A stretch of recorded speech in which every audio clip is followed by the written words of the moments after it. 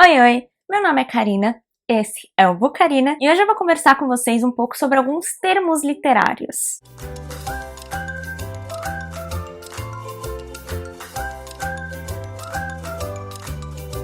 Antes de qualquer coisa, se você ainda não é inscrito aqui no canal, já aproveita e se inscreve e também ativa o sininho de notificações. Dessa forma, o YouTube vai sempre te avisar quando eu postar conteúdo novo por aqui. Também já aproveita e me segue lá no Instagram, que eu tô sempre por lá nos stories, postando reels, resenhas em foto, então tem sempre mais conteúdo. Bom, gente, alguns dias atrás, eu me deparei com um termo aí do mundo literário que eu não sabia muito o que significava.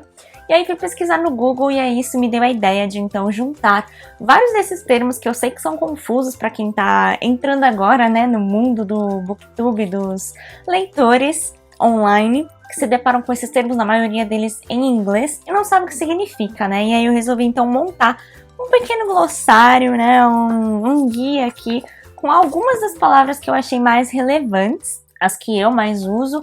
Então também, se vocês verem que alguma palavra que vocês queriam saber o significado não tá aqui, já deixa nos comentários que pode ter um vídeo 2, mas tem bastante coisa. Então eu separei ali, mais ou menos, em pequenos grupos, e o primeiro foi coisas relacionadas ao livro. Então antes de tudo, na verdade, eu vou falar de Booktuber, BookTok, BookTwitter, Bookstagram.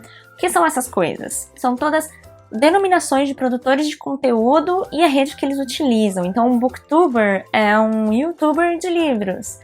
Um bookstagrammer é um instagrammer, não, uma pessoa que usa o Instagram para falar de livros. E a mesma coisa, booktube é a comunidade literária no YouTube, booktwitter, comunidade literária no Twitter, booktok, comunidade literária no TikTok. É bem simples esse aí de pegar, né? Mas talvez assim de primeira fique estranho. Aí eu tenho aqui ARC, que é Advanced Reading Copy, ou seja, é uma cópia antecipada de um livro que vai sair, que geralmente youtubers ou a mídia recebem aquele livro que não foi 100% revisado, não tá com a capa finalizada, para que essas pessoas consigam ler antes de um livro ser lançado e consigam resenhar antes também, né, para já criar ali um hype em cima daquele lançamento. Sobre o livro em si, sobre o livro, né, vamos pegar aqui um já para mostrar para vocês, né, a estrutura do livro. Um hardcover nada mais é do que um capa dura, um paperback é o capa comum, capa mole. A jacket, mais comum nos livros em inglês, é isto aqui, esse papelzinho que vem cobrindo o livro capa dura. A lombada é essa parte, né, que fica ali exposta na estante. O corte é a parte das folhas, então quando a gente diz, o livro tem o corte colorido, significa que essa parte aqui é colorida. A folha de guarda é essa parte de dentro, né? A parte que vem na capa em si e a primeira folha. Então, folha de guarda decorada é assim. E a diagramação, né? Famosa diagramação. A diagramação é boa ou não. Nada mais é do que o estilo da escrita. Então, a diagramação, ela contempla o tamanho da fonte, o estilo da fonte, se tem muito espaço aqui nas bordas ou não, se a letra é pequena ou grande, contempla como o texto tá aqui no livro, né? Se a gente fala, a diagramação é ruim, talvez signifique que a letra é muito pequena, ou que não tem um bom espaçamento, sabe? Esse tipo de coisa. E aí, com isso, eu consegui explicar mais ou menos sobre a estrutura do livro, né? Ainda sobre o livro standalone nada mais é do que um livro único, que não tem sequência. Antes a gente usava muito isso, hoje em dia o pessoal já diz livro único mesmo e tá tudo certo. Um spin-off é um livro derivado de outro. Então, por exemplo, a gente tem todos os livros da Cassandra Clare, Instrumentos Mortais, a gente tem Os Artifícios das Trevas, e aí a gente tem as Crônicas de Bane, né? Que vão focar no personagem Magnus Bane, mas elas não são histórias principais, elas são derivadas das principais, elas pegam um personagem ali daquela série e jogam em uma outra situação. Isso também vale para, por exemplo, livros que se passam no mesmo universo, mas com personagens secundários. Livros que não são, assim, os principais, os mais hypados, mas tem uma historinha ali secundária acontecendo naquele universo. Que não tem, talvez, tanta importância para a história quanto a principal. Um prequel e um sequel, vamos lá. A gente usa mais prequel. A sequel é sequência, então geralmente as pessoas falam sequência, e o prequel, né, é um livro que vem antes de tudo, mas não é o primeiro, entende? Então, por exemplo, Trono de Vidro né? Tem Trono de Vidro, Coroa da Meia-Noite, e aí lançou A Lâmina da Assassina. Mas ele não é o terceiro, ele não é o quarto, ele é o zero, sabe? O que vem antes do primeiro, aquele que conta coisas que aconteceram antes da história ter início, que geralmente é escrito ali no meio do caminho mesmo, sabe? Não começa com o livro zero. Você começa o 1, o 2 e aí o autor lança algo que veio antes. Corresponde basicamente a um período anterior ao primeiro livro. Aí Calhamaço, para quem não sabe, é um livro grande, um livro gigantesco, geralmente que corresponde a mais de 500 páginas. E Quote é uma citação ou um trecho de livro, né? Aquela frase que você achou bonita e aí postou no Instagram ou no Facebook, aquilo é o quote do livro. Agora eu vou falar um pouco de termos relacionados a leituras e produção de conteúdo. Então, TBR, famosa, é o to be read, ou seja, a ser lido, em tradução direta. E é a lista que as pessoas montam do que elas querem ler a seguir, né? Então, uma TBR é quando você fala, tá, a gente tá entrando aí no mês de dezembro, eu vou fazer a lista do que eu vou ler em dezembro, a minha TBR de dezembro. Aí, Book Haul, Unboxing e Unhaul. Book Haul basicamente é um vídeo em que você tá mostrando os livros novos que você ganhou, comprou, enfim, chegaram. Você tá só mostrando, então, ó, chegou esse, chegou esse. O unboxing, você tá literalmente tirando da caixa, você tá abrindo os pacotes, as encomendas para as outras pessoas verem, então o telespectador ali tá assistindo junto com você enquanto você abre aquela caixa. E o unhaul é o contrário de tudo isso, é você mostrar os livros que você não quer mais, que você vai se desfazer, então unhaul. E ainda nesse tipo de conteúdo assim de TBR tem o wrap up ou wrap, então wrap de outubro. Não é tão comum assim no Brasil falar isso, geralmente a gente só coloca leituras do mês, mas é isso, é um resumo, né? Um wrap, um resuminho do que você leu naquele mês, do que você consumiu, enfim, não só relacionado a livros, mas aquilo que você geralmente leu naquele mês, você vai contar um pouco sobre as suas leituras, a sinopse, o que você achou, enfim, um pequeno resuminho. Aí a gente tem, por exemplo, o Bookshelf Tour, que nada mais é do que uma tour da sua estante de livros, né, também famigerada, que é quando você mostra livro por livro, estante inteira, nicho por nicho. Shelf, que é a foto da estante, é mistura de selfie com shelf de estante. Então é isso, é uma fotinho da sua estante e hashtag shelf. Ressaca literária, eu tenho um vídeo inclusive só sobre isso aqui no canal, explicando um pouco mais. Mas se trata de quando você sai de uma leitura muito boa ou de um período de leitura muito intenso e aí você simplesmente não tá com vontade de ler mais nada. Nenhuma leitura te prende, você não tá conseguindo finalizar outras leituras, sente dificuldade em se interessar por outros livros, enfim, aquele período que você simplesmente odeia ler. Sprint, então os chamados sprints de leitura, ficaram muito famosos com a Twitch, né, porque é onde o pessoal faz live de leitura. E são períodos de foco total nos livros, na leitura, né, quando você para tudo e foca só naquele livro, na sua leitura durante um determinado período de tempo. Pode fazer por si mesmo, inclusive, mas vou usar o exemplo da Twitch porque ajuda bastante, né, ou lives no YouTube também.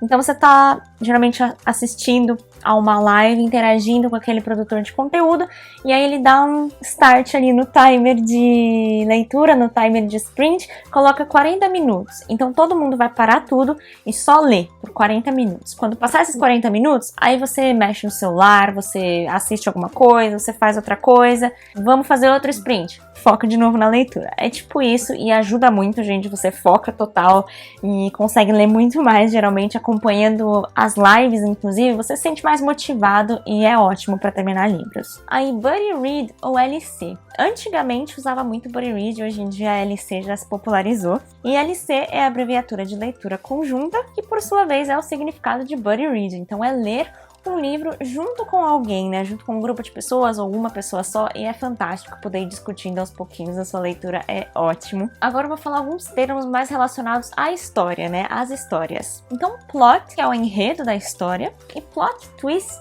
é o momento de virada desse enredo. Então, quando ocorre uma reviravolta, alguma coisa super inesperada que muda totalmente a história, que deixa todo mundo chocado, isso é o plot twist. Aí ship, ou shippar, é quando tem um casal ali no livro que o leitor curte muito, torce muito para que eles fiquem juntos, passa a torcer realmente para que eles tenham um relacionamento. Então, nesses casos, é muito comum você dizer que você shippa esse casal. Por exemplo, que você shippa Faisand. E OTP seria One True Pairing, que é um casal verdadeiro. Diferente do ship, que é uma coisa que o leitor tá torcendo para que aconteça, o OTP é um casal real, consolidado e que traz aquelas vibes de casal perfeito, sabe? Eles têm, meu Deus, são muito bons, eles se tratam super bem, eles são respeitosos, casal perfeito, aquele é um OTP, real, oficial e muito amado pelos leitores. E aí, falando em OTP, uma coisa que eu já digo muito que é goals. Goals é tipo objetivos, só que quando você diz só goals, significa que é aquilo que você quer. Nossa, esse é meu objetivo. Então, aquele OTP, ele é tão legal. Goals, tipo, quero isso na minha vida, eu quero ser esse casal um dia. Aí hype também, uma palavra super importante, né, que tá sempre aí no meio do booktube, é quando algo tá sendo muito falado, tá rolando uma promoção muito grande em cima daquela coisa, geralmente o livro, né, tá muito comentado, tem muita gente falando bem ou muita gente falando mal, enfim, tá todo mundo comentando, você tá vendo esse livro em todo lugar, ele tá muito hypado. Isso pode ser algo passageiro ou não, pode durar muito tempo, mas geralmente é passageiro, e não necessariamente é sobre um livro novo, tipo, saiu esse livro e ele tá super hypado. Às vezes os livros antigos voltam a ter hype, que é o que tá acontecendo esse ano, por exemplo, por causa do BookTok. Vários livros antigos, como Mentirosos, estouraram de novo, ficaram hypados de novo. O próximo é Book Trope ou Trope, e essa é nova pra mim também.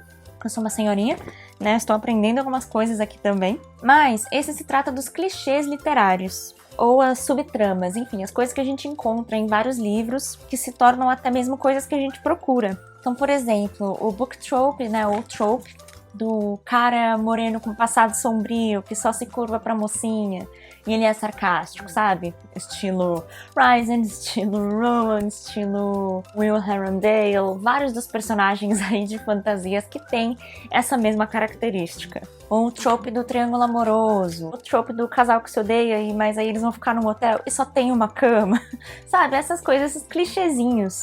E dentro dessas tropes, a gente acaba encontrando muitos outros termos em inglês que são muito utilizados, mas que aí ficaria um pouco impossível de eu falar todos para vocês, porque realmente são muitos, mas geralmente,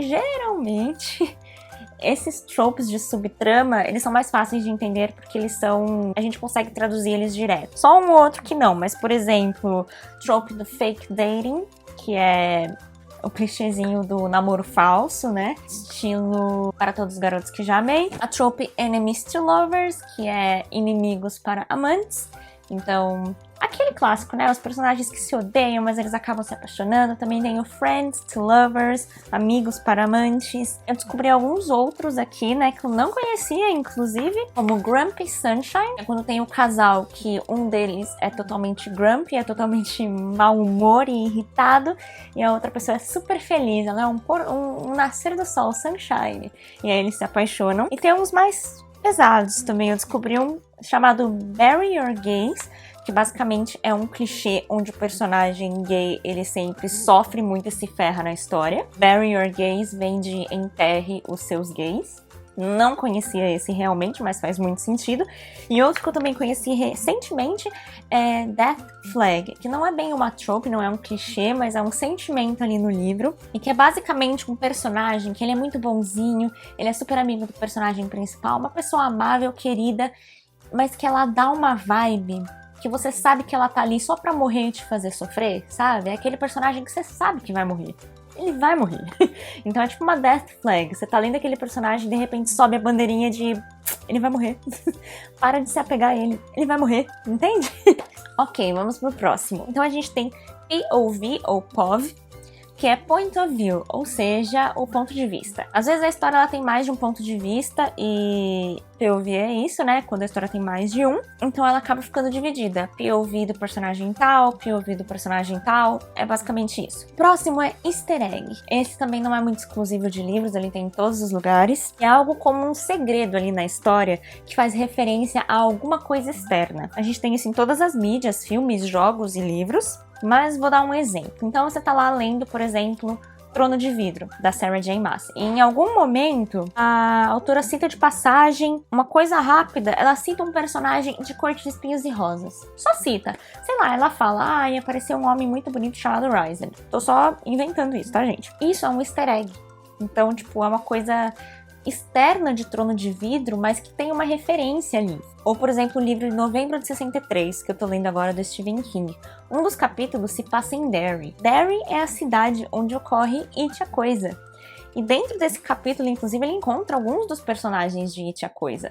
Isso também é um easter egg. É uma coisa que não é explícita. O autor não vai te dizer, olha, essa cidade aqui é Derry, onde aconteceu um negócio ali, It, a Coisa, lembra? Ele não vai te dizer isso. Ele só vai jogar os personagens ali pra você pegar no ar essa referência. O negócio é que somente conhecendo todas as referências, você vai ser capaz de identificar esse easter egg. Então, se eu não tivesse lido It antes de ler Novembro de 63, eu não ia pegar. Eu ia passar batido por cima, entendeu? O próximo é Guilty Pleasure, que é um prazer culpado.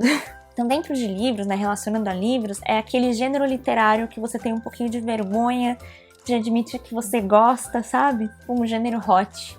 Hot também é uma palavra aí que serve para identificar um livro que ou é totalmente sobre ou tem muitas cenas de sexo bem explícitas. Então a gente fala que o livro é ou tem hot. E esse é um tipo de livro que geralmente entra ali nos guilty pleasures de muita gente, né? Então você tá lendo suas fantasias, você tá lendo seus livros, romances históricos, e aí de repente você lê um hot ali porque ele é muito legal, ele é gostoso de ler, mas é um guilty pleasure. Você não explana pra todo mundo. O próximo é crush. É aquele personagem que você sente uma paixonite, uma quedinha. Ele é o seu crush. Aquele personagem que você fica procurando fanart pra pôr de wallpaper, sabe? Esse aí. Temos também cliffhanger, que é traduzido como momento de angústia. Ao pé da letra, seria algo como se segurar ao precipício. E geralmente ocorre no final de um livro, no final de um capítulo, e é um acontecimento impactante. Uma situação de extremo perigo, ou que pode mudar completamente o rumo da história, o rumo de um personagem, que pode levar à morte de um personagem, dependendo do que acontecer. E é um artifício realmente para prender o leitor. Então, se você tá no fim do capítulo, você não pode não ler o próximo capítulo, sabe? Não dá para simplesmente fechar o livro. Você tem que ler o próximo capítulo por causa desse cliffhanger. Se é no final de um livro, geralmente de série, é para que você realmente sinta aquela necessidade de já pegar o próximo livro. Você tem que saber o que aconteceu, porque olha esse cliffhanger. Serve para você realmente criar essa expectativa com o próximo livro, o próximo capítulo, de oh meu Deus, o que vai acontecer? O próximo que eu tenho é canon. Geralmente eu via isso mais em mangá, junto a outra palavra que eu também vai falar, mas também temos em livros, e seria cânone. Algo que é canon significa que tem importância na história principal, ou é incluído na história principal. Então, por exemplo, eu vou relacionar com mangás e animes. Então, no mangá que tem essa história, e no anime eles estão adaptando. E aí, de repente, aparece um episódio ali no anime que não tá no mangá. Esse episódio é um filler. Ele tá ali só pra preencher um espaço e ele não é canon. Ele não tem importância na história principal. Tá ali só pra encher linguiça mesmo. Mas em questão de livros, a gente tem, por exemplo, os livros de Star Wars. Então, Star Wars é o filme. E aí disso se criaram vários livros. Só que o que acontece nos livros não necessariamente vai ter impacto no filme. Então a gente vai pegar um personagem X ali, inclusive a própria Disney deu, os diretores, enfim, né, já colocaram alguns dos livros que saíram como canon. Então esse livro aqui que saiu, eu acho que era o Kenobi, inclusive, os acontecimentos daquele livro podem ter impacto no filme porque eles estão levando em conta aquilo que aconteceu no livro. Então ele é canon. Já os outros 300 mil livros que saíram de Star Wars não são. Então eles não vão ter nenhum impacto no filme. Se um desses livros falar, então, todo mundo morreu, o filme vai cagar pra isso e continuar. Acho que deu pra entender, né? É um pouquinho mais chatinho realmente de explicar. O próximo que eu tenho aqui é spoiler, que eu acho que todo mundo sabe o que é, né? Que é quando alguém te conta algo sobre um livro que você não leu ou ainda está lendo e estraga a sua experiência. Então te conta que tal personagem morre, que tal personagem não vai ficar junto com tal pessoa, enfim. Ele te conta alguma coisa que você não sabe ainda e aí dá aquela estragadinha na experiência. Quando você pesquisa uma fanart e aí descobre que o personagem que você tá pesquisando já morreu, sabe? Já dei dessas. O próximo é Trigger Warning, ou TW, é o aviso de gatilho. Ou seja, coisas que podem te causar reações extremas, ou relembrar traumas, fazer se sentir mal mesmo. Então, é quando, antes de ler um livro, a pessoa diz, ok, ó, tem esse livro aqui, mas os trigger warnings são esse, esse, esse. Os gatilhos são esse, esse, esse.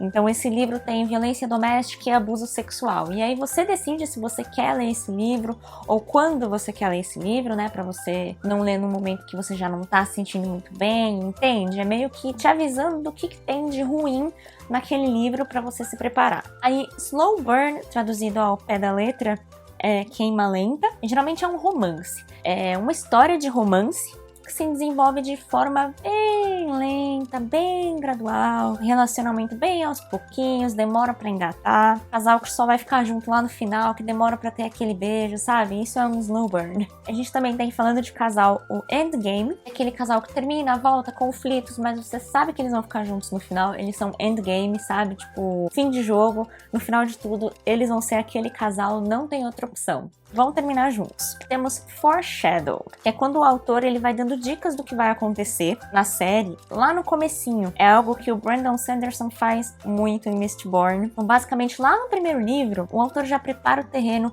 lança umas informações que não fazem sentido ou que não têm relevância naquele momento. Então você meio que passa o olho e fica tipo, ah, beleza, whatever. Mas então quando a história chega lá no terceiro livro, no último livro da série, você percebe que aquela coisa que parecia não ter relevância, na verdade era a chave de tudo, que tudo faz sentido por causa daquilo, meio que o autor já tinha te dito o que ia acontecer e você só não tinha as ferramentas necessárias pra perceber, sabe? Quando você é feio de trouxa mesmo. Ele já tinha jogado na sua cara, mas você não tinha visto. E o último que eu tenho aqui é crossover. Pra dizer a verdade, eu não sei se rola muito em livros, eu vejo muito mais assim em filmes, mas é quando há uma mistura de personagens de mundos, histórias diferentes. Muito mais comum realmente em mídia, né? Então, um crossover seria tipo Super-Homem e Capitão América. Um é da Marvel, o outro é da DC. Então, eles estando juntos é um crossover, né?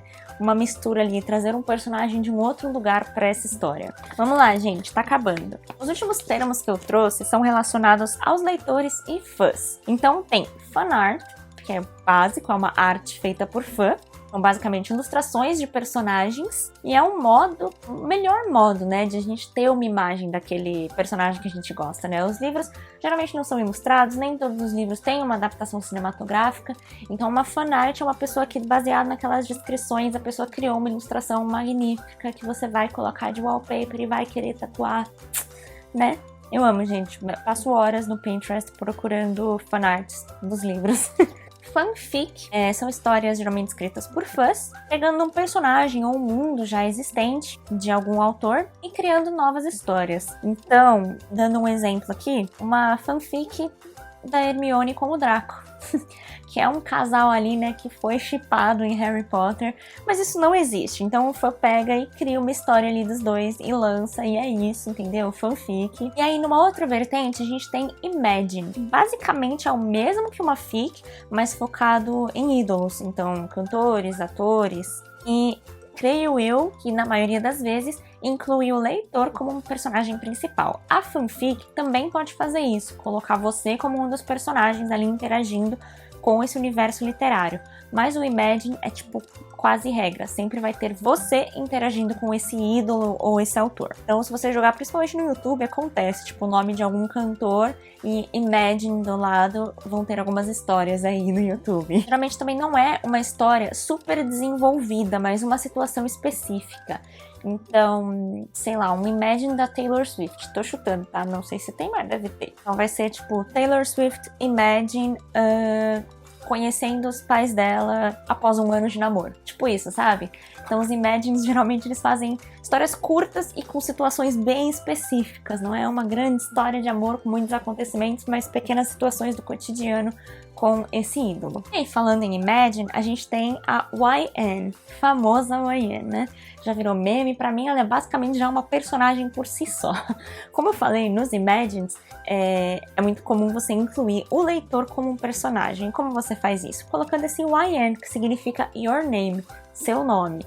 Então, em alguns sites, inclusive, você consegue, né? Se for realmente só escrito, tem algumas ferramentas que você preenche seu nome e aí o seu nome vai aparecer no texto. No YouTube, quando tiver YN, significa tu. E é isso, então nessa fanfic aí que eu criei da Taylor Swift, vai ter lá, a Taylor Swift falou tal, e aí embaixo o YN respondeu tal. Você é o YN. Aí temos o Bookstan, que seria tipo uma pessoa muito fã, uma stalker de livros, vamos dizer, sabe? Você dizer que você é Bookstan de Trono de Vidro é aquela pessoa que tá sempre procurando informação desse livro e tá por dentro desse universo, muito, muito fã. Geralmente estão voltados para livros. Mas se você só colocar Stan, é a pessoa que super apoia aquilo, seja lá o que for. Então, posso dizer, sei lá, eu sou muito Stan do Nick de Heartstopper. É isso, entendeu? Porque eu gosto muito desse personagem, tudo na minha vida apoio demais. Nick Stan. E a última palavra aqui que eu coloquei é bem, bem de boas mesmo, que é fandom. Um nome dado a um grupo de fãs. Então tem o fandom de Trono de Vidro, o fandom da Cassandra Clare, fandom de Harry Potter. É isso, é um grupo de fãs. Bom, gente, é isso. Então, como eu comentei, se vocês viram aí que faltou alguma palavra, que vocês ainda queriam saber o que significava, deixa aqui embaixo, se tiver uma quantidade grande ainda, pode ter uma parte 2, mas eu acredito que eu consegui explicar bastante coisa aqui. Espero que vocês tenham gostado, e se vocês gostaram, não se esqueçam de deixar o joinha para ajudar aqui na divulgação do canal. Obrigada por assistirem esse vídeo até aqui, e até o próximo. Tchau, tchau!